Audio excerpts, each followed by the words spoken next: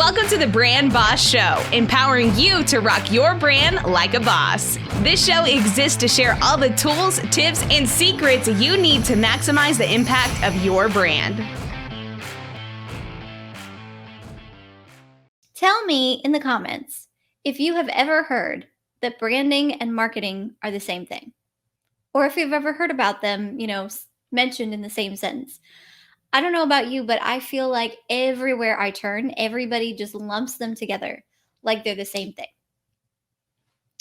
Let me give you a little illustration that I think brings home why they are not the same thing, why they are very different, and then we're going to talk about why you need both. Okay?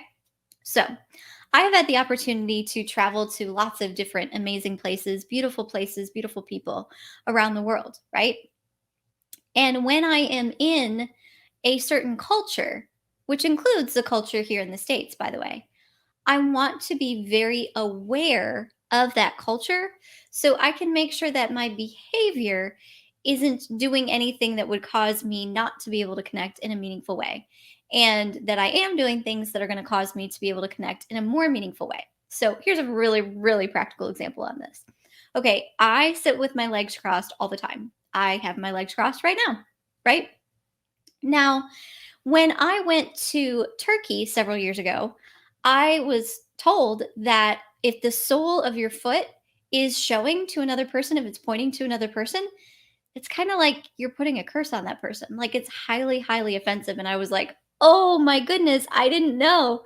So for that entire time that I was in Turkey, you better believe I had both feet firmly planted on the ground at all times. I was constantly like, where's the sole of my foot? Where's the sole of my foot? Where's the sole of my foot? Why?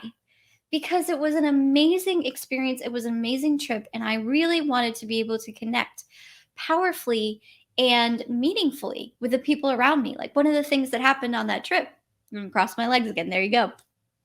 One of the things that happened on that trip is I had the opportunity to meet a young woman that I had been pen pals with for a number of years, and I actually got to meet her. And she took, my dad and I back to her family's house and her farm, and we had a meal with them, and it was absolutely an incredible, incredible experience. And so many things about that trip were just amazing. But if I had accidentally, right, shown the sole of my foot to a member of her family, how could that have experience been radically different? This is why it's so, so important to be very tuned in, right? This is emotional intelligence. This is where emotional intelligence comes into play, into the culture of who you're interacting with. So you can have a meaningful conversation, and so you can build a meaningful relationship where in business value flows both ways.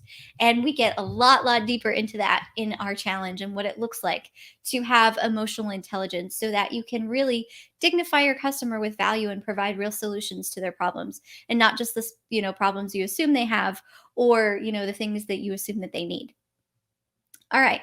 So in that example, though, did I stop being Rachel?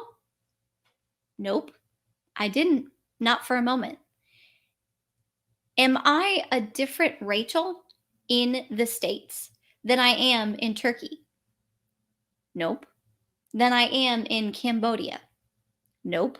Than I am in Costa Rica? Nope. Than I am in Malawi, Africa? Nope. There are things that I want to be sensitive to the culture, right? When I was in Malawi, it's very important that the women wear skirts. And so I made sure, I bought the long skirts and all of that before I went. When I'm in Cambodia, there's certain things that are okay and there's certain things that aren't okay. And so you want to be aware of that. Why? So you can have meaningful conversation, meaningful interaction, and build meaningful relationships with people in those cultures, right? Which includes in our own culture, by the way. But what doesn't change is my identity. I am not a different person in Cambodia than I am in Turkey or Malawi or Costa Rica or Tahuapa, Mexico, or any other part of the world, or right here in my studio. I am the same person. My behavior may adapt, but my identity doesn't change. I want you to hear that again. My behavior may adapt, but my identity doesn't change. My identity stays the same.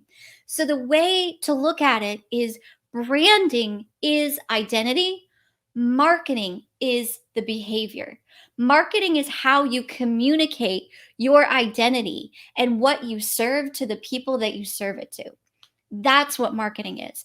Branding and marketing are not the same thing. And if you look at them like they are, and so many business owners do this, I see this all the time, then you will miss it. You will absolutely miss it. And I get so fired up and so passionate about it because I've seen this happen to business owners just like you. And you're watching money walk out the door and you don't even know it.